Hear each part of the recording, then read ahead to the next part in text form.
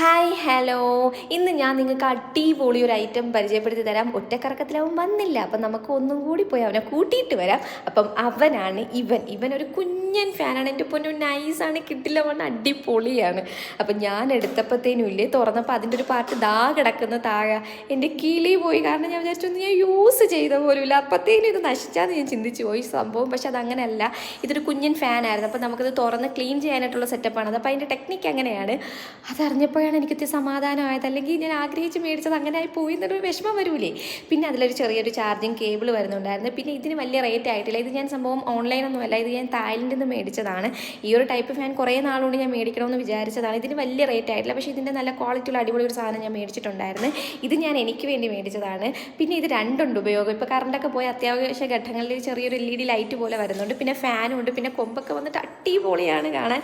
അപ്പോൾ കുറേ നാൾക്ക് ശേഷം ഞാൻ ആഗ്രഹം മൂത്ത് മേടിച്ചതാണ്. പിന്നെ ഇതിൻ്റെ ചാർജിങ് കേബിൾ വരുന്നുണ്ട്.